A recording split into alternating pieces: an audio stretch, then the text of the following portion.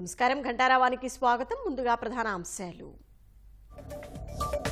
బద్వేలులో petrol దాడికి గురైన విద్యార్థిని మృతి. పెళ్లి చేసుకోమన్నందుకే విఘ్నేష్ చంపేశాడన్న ఎస్పీ.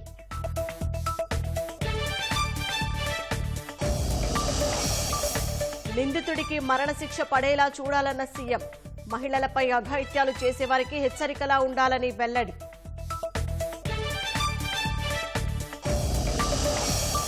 దీపావళి నుంచి ఉచిత గ్యాస్ సిలిండర్ల పథకం ప్రారంభం. ఆర్థిక ఇబ్బందులున్నా హామీలు అమలు చేస్తున్నామన్న మంత్రి నాదెండ్ల.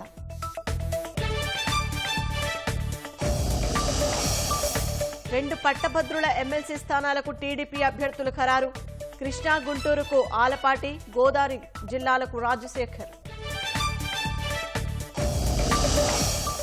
మహారాష్ట్ర ఎన్నికలకు తొలి జాబితా విడుదల చేసిన బీజేపీ. 99 మంది అభ్యర్థులను ఖరారు చేసిన కమలం పార్టీ.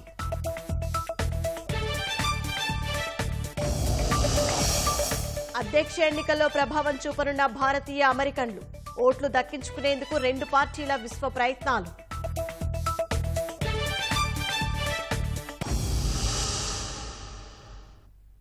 వైఎస్ఆర్ జిల్లా బద్వేలులో పెట్రోల్ దాడికి గురైన ఇంటర్ విద్యార్థిని చికిత్స పొందుతూ మృతి చెందింది.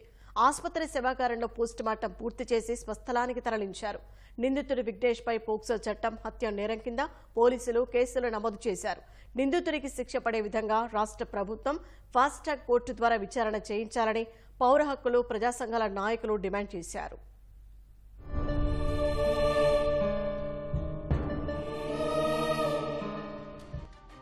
వైఎస్ఆర్ జిల్లా బద్వేలులో కిరాతకుడి పెట్రోల్ దాడిలో తీవ్రంగా గాయపడ్డ బాలిక కథ విషాదాంతమైంది. ఇంటర్మీడియట్ మొదటి సంవత్సరం చదువుతున్న 16 ఏళ్ల బాలికపై శనివారం పెట్రోల్ పోసి నిప్పంటించాడు. కడప రిమ్స్ లో చికిత్స పొందుతూ ఆదివారం తెల్లవారుజామున ఆమె మృతి చెందింది. సీఎం ఆదేశాల మేరకు రిమ్స్ వైద్యులు అమ్మాయికి మెరుగైన వైద్యం అందించే విధంగా చర్యలు చేపట్టినా 80% కాలిపోవడంతో రక్షించలేకపోయారు. రిమ్స్ లో పోస్టుమార్టం పూర్తి చేసి మృతదేహాన్ని తల్లిదండ్రులకు అప్పగించారు. అల్లారు ముద్దుగా పెంచుకున్న కుమార్తెను దుర్మార్గుడు బలి తీసుకున్నాడంటూ తల్లిదండ్రులు తీవ్రంగా రోధించారు. రిమ్స్ శవాగారం వద్ద బాధిత కుటుంబాన్ని కుల సంఘాలు, ప్రజా సంఘాలు, పౌర హక్కుల సంఘాల నాయకులు పరామర్శించారు. బాలిక హత్యను తీవ్రంగా ఖండించారు. నిందితుడు విఘ్నేష్ ను కఠినంగా శిక్షించాలని, బాధిత కుటుంబానికి రాష్ట్ర ప్రభుత్వం తగిన న్యాయం చేయాలని కోరారు. మా యొక్క బిడ్డకు ఏదైతే అన్యాయం జరిగిందో ఈ అన్యాయం ఏరే మహిళా బిడ్డలకు జరగకూడదని చెప్పి కూడా మేము మా సంఘం తరఫున డిమాండ్ చేస్తున్నాం. అదేవిధంగా ప్రభుత్వం ఏదైతే ఈ కుటుంబాన్ని కల్పించాలి, న్యాయపరమైనటువంటి హక్కులు కల్పించాలనో వాటిని కల్పిస్తూ ఆ కుటుంబానికి ₹1 కోటి ఎక్స్‌గ్రేషియా ఇస్తూ అదేవిధంగా ఆ కుటుంబానికి ఒక ఉద్యోగ భద్రత కల్పించి చాలా బాగుంటుంది. అదే సిచ్యువేషన్ ఆ అమ్మాయి పేరెంట్స్కి చెప్పింటే ఇంత జరిగేది కాదు. ఆ అమ్మాయి భయపడి నమ్మి వెళ్ళినందుకు వాడు ఇంత మోసం చేసి ప్రతి అమ్మాయిని జాగ్రత్త. ఇది ఒక్కరి వల్ల జరిగే వ్యవహారం కాదని మేమనుకుంటున్నాము. ఇతని వెనక ఇంకా ఎవరైతే ఉన్నారో అందరినీ కూడా దీన్ని చాలా క్షుణ్ణంగా పరిశోధన చేసి ఖచ్చితంగా అందరినీ తీసుకొచ్చి ఒక ప్రత్యేక న్యాయస్థానాన్ని వేసి చాలా తొందరగా ఈ కేసును పరిష్కరించి కఠినమైన శిక్ష నెక్స్ట్ ఎవడు కూడా చేయకుండా అతన్ని శిక్షించాలని కోరుకుంటున్నాను. ఇలాంటి పునరావృతం కాకుండా కఠినమైన చట్టాలను ఏర్పాటు చేసి ఇట్లా ఉన్మాదులకు ఉరిశిక్ష పడేటట్టుగా న్యాయస్థానం కూడా వారికి ఖచ్చితంగా శిక్ష పడేటట్టుగా చేస్తే బాగుంటుంది. బాలిక ప్రాణాలు తీసిన నిందితుడు విఘ్నేష్ ను పోలీసులు అరెస్టు చేసి ప్రశ్నించారు. ఎస్పీ హర్షవర్ధన్ రాజు స్వయంగా బద్వేలు ప్రాంతానికి వెళ్లి కేసు గురించి ఆరా తీశారు. హత్య జరిగిన ప్రాంతానికి నిందితుడిని తీసుకెళ్లి ఏ విధంగా చంపాడన్నది సీన్ రీకన్స్ట్రక్షన్ చేశారు. చంపాలనే పక్కా ప్లాన్ తో పెట్రోల్ ప్యాకెట్ తీసుకెళ్లిన నిందితుడు ఘటన జరిగిన చోట అమ్మాయి కోసం ఎదురు చూసినట్లు పోలీసు విచారణలో తేలింది. సో చిన్నప్పటి నుంచి కలిసి ఉండటం, అతనితో పరిచయం ఉండటం, సో సబ్సిక్వెంట్ ఇద్దరు కూడా ప్రేమించుకున్నారని చెప్పి అయితే కొన్ని కారణాల వల్ల వాళ్ళిద్దరు కూడా విడిపోవడం జరిగింది. ఆ తర్వాత ఈ విఘ్నేష్ ఎవడైతే ముద్దాయి ఉన్నాడో వాడు గత 6 నెలల క్రితము ఇంకొక ఆవిడ్ని ప్రేమించుకొని పెళ్లి చేసుకున్నాడు. అయితే ఈ పాపతోటి అట్లాగే ఆ కాంటాక్ట్ అట్లాగే కంటిన్యూ చేస్తుండే, నువ్వు రాకపోతే నేను సూసైడ్ చేసుకొని చనిపోతానని చెప్పిన పేమట ఆ పాప గిరికి ఇద్దరు కూడా కలిసి ఇప్పుడు ఏదైతే సెంచరీ ప్లైవుడ్ ఫ్యాక్టరీ ఉందో అక్కడ దిగిన తర్వాత అక్కడ ఒక హెలిప్యాడ్ ఉంది, అక్కడ నుంచి లోపలికి వెళ్లడం జరిగింది. ఆ పాప ఇతన్ని వాడిని పెళ్లి చేసుకోమని చెప్పి అడగగా వాడు పెళ్లి చేసుకోవడానికి ఇష్టం లేదు, నేను ఎలా పెళ్లి చేసుకుంటా అని చెప్పి వాళ్ళిద్దరి మధ్య వాగ్వాదం జరిగినట్టు, ఆ తర్వాత పాపను నెట్టి పాప పైన ఈ పెట్రోల్ పోసి తగలబెట్టాడని చెప్పి మనకు తెలిసింది. సో అతన్ని విచారించగా కూడా ఆ పాప ఏదైతే మనకు వాంగ్మూలం ఇచ్చిందో అది అతను కూడా అదే విధంగా మనకు చెప్పడం జరిగింది. సో దీనికి సంబంధించి ఏదైతే ఎవిడెన్స్ పార్ట్ ఉందో అదంతా కూడా మేము ప్రాపర్ గా ఇన్వెస్టిగేషన్ ప్రాపర్ గా చేస్తాము. సో ఇదంతా కూడా ఇతను బాగా ప్రీ ప్లాన్డ్ గానే ఆ పాపని ఏదో చేయాలన్న ఉద్దేశంతో చేశాడు. బాగా సైంటిఫిక్ గా ఇన్వెస్టిగేట్ చేసి వీలైనంత త్వరగా దీని ఇన్వెస్టిగేషన్ కంప్లీట్ చేసి ఇప్పుడు గవర్నమెంట్ ఇటువంటి హీనస్ క్రైమ్స్ కోసం అని చెప్పి స్పెషల్ కోర్టు ఫామ్ చేసి ఫాస్ట్ ట్రాక్ మేనర్ లో ట్రయల్ కండక్ట్ చేయాలని చెప్పి అనుకుంటుంది. సో దాంట్లో భాగంగా మనం కూడా మన ఈ కడప కేసుని ఖచ్చితంగా త్వరగా ఇన్వెస్టిగేషన్ కంప్లీట్ చేసి ఆ స్పెషల్ కోర్టుకి పంపించే విధంగా మా డీజీ ఆఫీస్ ని కూడా మేము రిక్వెస్ట్ చేయడం జరుగుతుంది. ఇంటర్ విద్యార్థిని హత్య ఘటనపై ముఖ్యమంత్రి చంద్రబాబు తీవ్ర విచారం వ్యక్తం చేశారు. ఎంతో భవిష్యత్తున్న విద్యార్థిని ఒక దుర్మార్గుడు దుశ్చర్యకు బలి కావడంపై ఆవేదన వెలిబుచ్చారు. ఎస్పీతో మాట్లాడి ఘటన వివరాలు తెలుసుకున్న సీఎం వేగంగా విచారణ పూర్తి చేసి నిందితుడికి కఠిన శిక్ష పడేలా చూడాలని ఆదేశించారు. బాధిత కుటుంబానికి న్యాయం చేయడమంటే హంతకుడిని త్వరగా చట్టబద్ధంగా శిక్షించడమేనని తేల్చి చెప్పారు. విద్యార్థిని మరణం విషాదకరమని హోంమంత్రి అనిత అన్నారు. బాలికపై దాడి తీవ్రంగా కలచివేసిందన్నారు. ఇంతటి దారుణానికి ఒడిగట్టిన నిందితుడిని, అందుకు సహకరించిన వారిని చట్ట ప్రకారం కఠినంగా శిక్షిస్తామని చెప్పారు. బాధితురాలి కుటుంబానికి అన్ని విధాలా అండగా ఉంటామని హామీ ఇచ్చారు. వైఎస్ఆర్ జిల్లా బద్వేల్లో ఇంటర్ విద్యార్థినిపై పెట్రోల్ పోసి హత్య చేసిన నిందితుడిని కఠినంగా శిక్షించాలని బీజేపీ రాష్ట్ర అధ్యక్షులు దగ్గుబాటి పురంధేశ్వరి డిమాండ్ చేశారు. విద్యార్థిని మృతి పట్ల పురంధేశ్వరి తీవ్ర దిగ్భ్రాంతి వ్యక్తం చేశారు. విద్యార్థిని కుటుంబానికి ప్రభుత్వం అండగా ఉండాలని కోరారు. నిందితుడికి సహకరించిన వారిని చట్ట ప్రకారం శిక్షించాలన్నారు. ఇలాంటి ఘటనలు పునరావృతం కాకుండా చూడాలన్నారు. విజయనగరం జిల్లా గుడ్లలో అతిసారంతో గత కొన్ని రోజుల్లో 8 మంది చనిపోవడంపై ముఖ్యమంత్రి చంద్రబాబు సమీక్ష నిర్వహించారు. గ్రామంలో పరిస్థితిని, బాధితులకు అందుతున్న వైద్య సాయాన్ని అధికారులను అడిగి తెలుసుకున్నారు. గ్రామంలో వైద్య శిబిరం ఏర్పాటు చేశామని, రక్షిత తాగునీరు అందజేస్తున్నామని జిల్లా అధికారులు ముఖ్యమంత్రికి వివరించారు. అతిసారం విజృంభణకు కారణాలేంటో తెలుసుకునేందుకు సీనియర్ ఐఏఎస్ అధికారి కె విజయానందతో విచారణ జరిపించాలని సీఎం ఆదేశించారు. ఆ ప్రాంతంలో నీటిని ఎప్పటికప్పుడు పరీక్షలకు పంపాలని, సమస్య పరిష్కారం అయ్యే వరకు తాగునీరు సరఫరా చేయాలని నిర్దేశించారు. వైద్య శిబిరం కొనసాగించాలని సూచించారు. వైద్య ఆరోగ్య శాఖ, పంచాయతీరాజ్, ఆర్డబ్ల్యూఎస్ శాఖలు సమన్వయంతో పనిచేయాలని ముఖ్యమంత్రి దిశానిర్దేశం చేశారు. పరిపాలనా వ్యవహారాల్లో ఎప్పుడూ తీరిక లేకుండా ఉండే ముఖ్యమంత్రి చంద్రబాబు కాస్త విరామం తీసుకుని అన్స్టాపబుల్ టాక్ షోలో పాల్గొన్నారు. నందమూరి బాలకృష్ణ వ్యాఖ్యాతగా వ్యవహరిస్తున్న కార్యక్రమం సీజన్ 4 ప్రారంభ ఎపిసోడ్ను చంద్రబాబుపై చిత్రీకరించారు. హైదరాబాద్ అన్నపూర్ణ స్టూడియోలో జరిగిన కార్యక్రమానికి వచ్చిన సీఎం చంద్రబాబుకు బాలకృష్ణతో పాటు ఆహా టీం సభ్యులు స్వాగతం పలికారు. ఇప్పటికే 3 సీజన్లు పూర్తి చేసుకుని 4వ సీజన్ మొదలుపెట్టిన అన్స్టాపబుల్ షోకు సంబంధించి ఇటీవలే ప్రోమో విడుదల చేశారు. ఈ టాక్ షోలో మొదటి ఎపిసోడ్కు చంద్రబాబు రావడం ప్రాధాన్యం సంతరించుకుంది. ఇప్పటికే టాక్ షోలో ఒకసారి కలుసుకున్న బాలకృష్ణ, చంద్రబాబు వ్యక్తిగత, రాజకీయ అంశాలను పంచుకున్నారు. ఆ తర్వాత ఎన్నికలు రావడం, ఏపీలో కూటమి ప్రభుత్వం ఏర్పడటం తెలుగుదేశం శ్రేణిలో ఎనలేని ఉత్సాహాన్ని నింపింది. ఈ నేపథ్యంలో చంద్రబాబు టాక్ షోలో పాల్గొనడంతో ఎలాంటి విషయాలు ప్రస్తావించారనే దానిపై సర్వత్రా ఆసక్తి నెలకొంది. ఈ నెల 24 నుంచి ఆహా ఓటీటీ వేదికగా అన్స్టాపబుల్ సీజన్ 4 స్ట్రీమింగ్ కానుంది. ఈ సీజన్కు బాలకృష్ణ కుమార్తె తేజస్విని క్రియేటివ్ హెడ్గా వ్యవహరిస్తుండటం విశేషం. ఉచిత గ్యాస్ సిలిండర్ల పథకాన్ని దీపావళి నుంచి ప్రారంభిస్తామని పౌర సరఫరాల శాఖ మంత్రి నాదెండ్ల మనోహర్ తెలిపారు. వచ్చే కేబినెట్ భేటీలో ఈ పథకానికి ఆమోదం తెలపనున్నట్లు మంత్రి స్పష్టం చేశారు. గుంటూరు జిల్లా తెనాలి మండలం సంగం జాగర్లమూడిలో పల్లె పండుగ కార్యక్రమంలో మంత్రి పాల్గొన్నారు. అభివృద్ధి పనులకు శంకుస్థాపన చేశారు. ఎన్ని ఆర్థిక ఇబ్బందులున్నా CM Chandrababu, deputy CM Pawan Kalyan ఇచ్చిన హామీలను అమలు చేస్తున్నారని తెలిపారు. ప్రతి ఇంటికి 3 గ్యాస్ సిలిండర్లు ఉచితంగా ఇవ్వాలనే నిర్ణయాన్ని రాబోయే రోజుల్లో విధి విధానాలు ఖరారు చేసుకుని 23వ తారీఖున జరగబోయే కేబినెట్ సమావేశంలో దీనికి ఆమోదం తెలిపే విధంగా రాష్ట్ర ప్రభుత్వం సిద్ధమవుతోంది.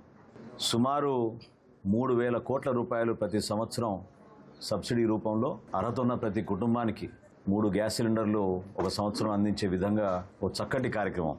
దీపావళి పండుగ సందర్భంగా ప్రతి ఇంట్లో సంతోషాన్ని నింపే విధంగా, ఒక పండుగ వాతావరణం తీసుకొచ్చే విధంగా గౌరవ ముఖ్యమంత్రి గారు, గౌరవ ఉప ముఖ్యమంత్రి గారు తీసుకున్న నిర్ణయాన్ని మనందరం కూడా స్వాగతించి భవిష్యత్తులో మేము చేసే ప్రతి కార్యక్రమం పారదర్శకంగా, నిజాయితీగా రాష్ట్రానికి ఉపయోగపడే విధంగా, అంతిమంగా ప్రతి కుటుంబాన్ని ఏదో విధంగా ఆదుకోవాలనే తపనతోటి మేము చేస్తున్న అనేక సంక్షేమ కార్యక్రమాలు రాష్ట్ర ప్రజలకు ఉపయోగపడే విధంగా ముందుకెళ్తున్నాం. ఈ సంవత్సరమే 1000 కోట్ల రూపాయలతోటి ఈ గ్యాస్ సిలిండర్లు అందించే కార్యక్రమం చేపట్టబోతున్నాం. దీపావళి నుంచి వచ్చే ఆర్థిక సంవత్సరంలో కూడా ఇచ్చిన మాట మేరకు ప్రతి కుటుంబానికి ఇదే విధంగా ఆదుకుని చాలా భారీ ఎత్తున రాష్ట్ర వ్యాప్తంగా ఒక అద్భుతమైన కార్యక్రమం చేపట్టాం. కేంద్ర ప్రభుత్వం ఇచ్చేది కేవలం 9,60,000 మందికే. కానీ రాష్ట్రంలో ఉన్న తెల్ల కార్డులు సుమారు 1,40,00,000 ఉన్నాయి. అందులో అర్హత ఉన్న ప్రతి ఒక్కరికి కూడా ఈ గ్యాస్ సిలిండర్ అందే విధంగా పౌర సరఫరాల శాఖ నుంచి మేమందరం కూడా సిద్ధమయ్యాం. ప్రత్యర్థుల నుంచి భద్రత కోసం ఇకపై లైసెన్స్డ్ గన్ వాడాలని భావిస్తున్నట్లు మంత్రి ఆనం రామనారాయణ రెడ్డి తెలిపారు. తన చుట్టూ ఏదో జరుగుతోందన్న అనుమానాలు ఉండటం వల్లే ఈ ఆలోచన చేయాల్సి వస్తోందన్నారు. శనివారం తన నివాసంలో జరిగిన మండలాల వారి సమీక్షా సమావేశంలో వైసీపీ నాయకుడు పాల్గొనడం సందేహాలకు తావిస్తోందన్నారు. ఈ ఘటనపై పోలీసులు విచారణ చేస్తున్నట్లు చెప్పారు. అనంతసాగరం మండలం సమీక్ష చేస్తూ ఉన్నప్పుడు అయ్యప్ప స్వామి మాల వేసుకున్నటువంటి ఒక వ్యక్తి సమావేశం మధ్యలోకి వచ్చి అన్ని వైపులా తిరిగి చూస్తూ ఆయన మరి తనకి ఏం కావాలో తెలియదుగా పరీక్షించడం జరిగింది. అయ్యప్ప మాల వేసున్నావు, పార్టీకి సంబంధం లేని వ్యక్తికి ఎందుకు వచ్చావంటే, నేను వైఎస్ఆర్ కాంగ్రెస్ పార్టీ వాడిని, ఎంపీటీసీ సభ్యుడిని, ఇక్కడ మా మండలం మీటింగ్ జరుగుతుంటే అన్నీ చూసి మాట్లాడడానికి వచ్చాను, చూడటానికి వచ్చాను అన్నాడు. ఇక్కడ ఉన్నటువంటి పోలీస్ అధికారులకి ఆయన అప్పచెప్పడం జరిగింది. వైఎస్ఆర్ కాంగ్రెస్ పార్టీకి ఇది ఒక అలవాటు. ఆనాడు వైఎస్ఆర్సీపీలో శాసనసభ్యుడిగా ఉన్న పార్టీ నాయకత్వాన్ని ధిక్కరించాననే నెపంతో నాకు ఉన్నటువంటి సెక్యూరిటీని కూడా తగ్గించేశారు. మీ ఇంట్లో జరిగిన దాంట్లో కూడా మీ గృహానికి వచ్చి చూస్తున్నారంటే ఎక్కడో ఏదో పొరపాటు జరుగుతూ ఉన్నటువంటి అనుమానాలు ఉన్నాయనేది అందరూ కూడా ఇవాళ అనుమానాలు వ్యక్తం చేస్తున్నారు. తప్పని పరిస్థితి అవుతుంది. నాకున్నటువంటి పర్మిటెడ్ లైసెన్స్డ్ వెపన్స్ని నేను కూడా క్యారీ చేయాలనే ఉద్దేశంలో ఉన్నాను. నా కుటుంబ సభ్యులతో మాట్లాడి అధికారులతో మాట్లాడాక ఒక నిర్ణయం తీసుకుంటాను. Thank you. రాష్ట్రంలో 2 పట్టభద్రుల ఎమ్మెల్సీ స్థానాలకు తెలుగుదేశం అభ్యర్థులను ప్రకటించింది. కృష్ణా, గుంటూరు జిల్లాల ఎమ్మెల్సీ అభ్యర్థిగా ఆలపాటి రాజేంద్ర ప్రసాద్, ఉభయ గోదావరి జిల్లాల ఎమ్మెల్సీ అభ్యర్థిగా పేరాబత్తుల రాజశేఖర్ను టీడీపీ ఖరారు చేసింది. ఈ మేరకు పార్టీ రాష్ట్ర అధ్యక్షుడు పల్లా శ్రీనివాస్ ప్రకటన విడుదల చేశారు. తిరుమల శ్రీవారి వీఐపీ దర్శన టికెట్ల విషయంలో పోలీసులు కేసు నమోదు చేయడం వెనుక రాజకీయ కుట్ర ఉందని వైసీపీ ఎమ్మెల్సీ జకియా ఖానం ఆరోపించారు. కొందరు ప్లాన్ ప్రకారమే తనను ఇరికించారని అన్నారు. గతంలో ఎప్పుడు కూడా జరగలేదమ్మా. 4 years నుంచి నేను పదవిలో ఉన్నాను. ఎమ్మెల్సీగా కూడా 4 years బ్యాక్ ఉండి తర్వాత 1 yearకి డిప్యూటీ చైర్పర్సన్ మండలికి, శాసన మండలికి డిప్యూటీ చైర్పర్సన్గా నాకు మన ప్రమోట్ చేశారు. అప్పటి నుంచి కూడా నేను ఎక్కడ కూడా దర్శనానికి అయితే ఏమి, నా ప్రోటోకాల్ ఏ విధంగా అయినా అన్ని రకాలుగా కూడా నేను మంచి చేయడానికి కృషి చేశాను. ఎక్కడ కూడా ప్రభుత్వానికి రాజకీయ పరంగా కూడా ఎక్కడ కూడా నా రైట్స్ నేను యూజ్ చేసుకొని ఎవరిని ఇబ్బంది పెట్టిన దాఖలాలు నేనమ్మా. ఇందులో ఏమో రాజకీయ కుట్ర కూడా ముందే నాకు అర్థమవుతుంది. మహారాష్ట్ర అసెంబ్లీ ఎన్నికలకు 99 మంది అభ్యర్థుల పేర్లతో భారతీయ జనతా పార్టీ తొలి జాబితా విడుదల చేసింది. మహారాష్ట్ర ఉప ముఖ్యమంత్రి దేవేంద్ర ఫడ్నవీస్ నాగ్పూర్ సౌత్ వెస్ట్ నుంచి పోటీ చేయనున్నారు. బీజేపీ రాష్ట్ర అధ్యక్షుడు చంద్రశేఖర్ బావన్కులే కామటి నుంచి బరిలో నిలిచారు. మహారాష్ట్ర మాజీ ముఖ్యమంత్రి అశోక్ చవాన్ కుమార్తె శ్రీజయకు భోకర్ స్థానం నుంచి పోటీ చేయనున్నారు. మంత్రులు గిరీష్ మహాజన్, సుధీర్ ముంగటివర్ ఈ జాబితాలో స్థానం దక్కించుకున్నారు. మహారాష్ట్ర శాసనసభకు నవంబర్ 20న ఒకే విడతలో పోలింగ్ జరగనుంది.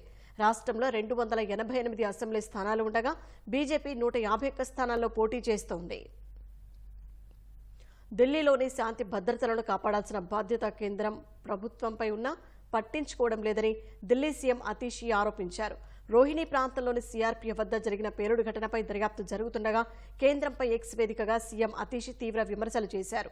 ఢిల్లీలో శాంతి భద్రతలు క్షీణిస్తున్నాయనే విషయాన్ని పేలుడు ఘటన బహిర్గతం చేసిందని విమర్శించారు. శాంతి భద్రతలను కాపాడాల్సిన బాధ్యత కేంద్ర ప్రభుత్వంపై ఉందని, కానీ బీజేపీ మాత్రం నిర్లక్ష్యంగా వ్యవహరిస్తోందని ఆరోపించారు.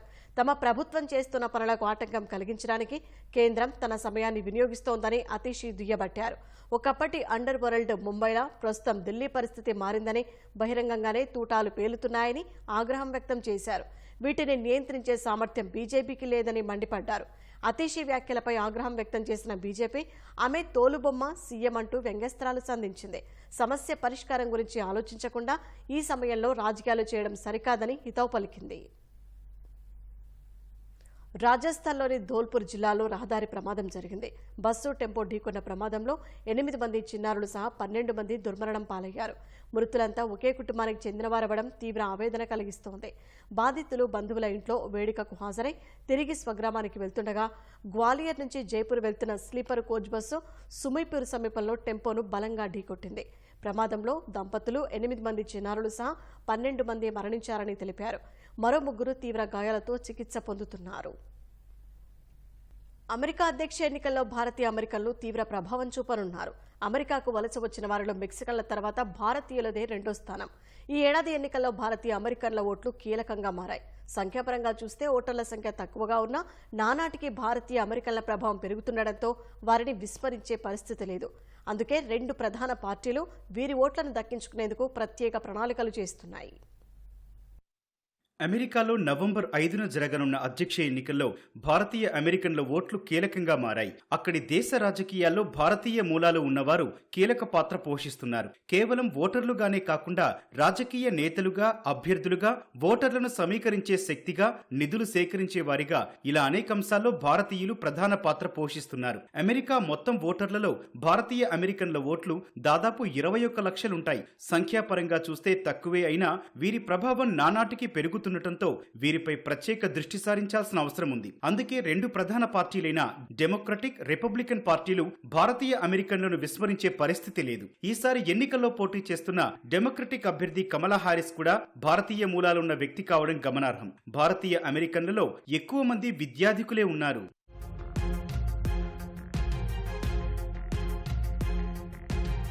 అధ్యక్ష ఎన్నికను మలుపు తిప్పగల సామర్థ్యమున్న స్వింగ్ రాష్ట్రాల్లో భారతీయుల జనాభా ఎక్కువగా ఉంది. స్వింగ్ స్టేట్స్ గా పిలిచే Pennsylvania, Arizona, Nevada, Georgia, Michigan, North Carolina, Wisconsin రాష్ట్రాల్లో ఉన్న దక్షిణాసియా ఓటర్లలో ఇండియన్లు అత్యధికంగా ఉన్నారు. అధ్యక్ష ఎన్నికల ఫలితాన్ని తేల్చడంలో అత్యంత కీలకమైన పెన్సిల్వేనియా రాష్ట్రంలోని బక్స్ కౌంటీలో భారతీయులు అధిక సంఖ్యలో ఉన్నారు. మిషిగన్, జార్జియా రాష్ట్రాల్లోనూ భారతీయ సంతతి అధికంగా ఉంది. దీంతో వీరి ఓట్లు, మద్దతు 2 పార్టీలకు కీలకంగా మారనుంది. స్వింగ్ రాష్ట్రాల్లో హారిస్, ట్రంప్ విజయావకాశాలపై ఇండియన్ ఓటర్లు ప్రభావితం చేసే అవకాశం ఉందని సర్వేలు అంటున్నాయి. అమెరికాలో దక్షిణాసియాకు చెందిన 48 లక్షల మందికి పైగా యువ ఓటర్లను ప్రభావితం చేయడంలో భారతీయులు కీలకంగా మారినట్లు వెల్లడించాయి. గత 2 అధ్యక్ష ఎన్నికల్లోనూ భారతీయ అమెరికన్లు భారీ సంఖ్యలో ఓటేసినట్లు ఎగ్జిట్ పోల్స్ తెలిపాయి. 2020 ఎన్నికల్లో 71% ఇండో అమెరికన్లు ఓటేసినట్లు చెప్పాయి. ఈసారి 91% మంది ఓటు వేసే అవకాశాలున్నాయని ఆసియన్ అమెరికన్ ఓటర్ సర్వే అంచనా వేసింది. అమెరికాలో ప్రధాన పార్టీలకు భారతీయ అమెరికన్ల నుంచి పెద్ద మొత్తంలో విరాళాలు వెళుతున్నాయి. అక్కడ భారతీయ అమెరికన్ల సగటు వార్షిక ఆదాయం $1.45 లక్షల ఉంది. ఇది అమెరికన్లతో పోలిస్తే 21% ఎక్కువ. హారిస్ కు కాలిఫోర్నియాలో ఇటీవల ఒక్క వారంలోనే ఏకంగా $5.5 కోట్ల విరాళాలొచ్చాయి. వాటిలో ఎక్కువ మొత్తంలో మనవారి నుంచే వచ్చాయి. డెమోక్రటిక్ పార్టీకి భారీ విరాళాలిచ్చిన జాబితాలో 60 మందికి పైగా ఇండియన్ అమెరికన్లు ఉన్నారు. అక్కడ రాజకీయాల్లో చురుగ్గా పాల్గొంటున్న భారతీయుల సంఖ్య పెరుగుతున్నట్లు గణాంకాలు చెబుతున్నాయి. సెనేట్, ప్రతినిధుల సభతో పాటు రాష్ట్రాల సెనేట్లు, అసెంబ్లీలు, సిటీ కౌన్సిల్లు, స్కూల్ బోర్డులకు ప్రాతినిధ్యం వహిస్తున్న జిల్లా అటార్నీలుగా నియమితులవుతున్న భారతీయ మూలాలు ఉన్న వారి సంఖ్య నానాటికి పెరుగుతోంది. యుఎస్ కాంగ్రెస్ లో 5 భారతీయ అమెరికన్లున్నారు. వచ్చే ఎన్నికల్లో ఇది 7కు పెరుగుతుందని భావిస్తున్నారు. అమెరికా యువజనుల్లో భారతీయులు కేవలం 0.6% కానీ వారిలో 4.4% మంది ప్రభుత్వంలో ఉన్నత స్థానాల్లో ఉన్నారు. బైడెన్ పాలన యంత్రాంగంలో 150 మందికి పైగా భారతీయ అమెరికన్లు కీలక స్థానాల్లో ఉన్నారు. హారిస్ అధ్యక్షురాలిగా ఎన్నికైతే ఆ సంఖ్య 200 పెరిగే అవకాశం ఉందని అంచనాలున్నాయి.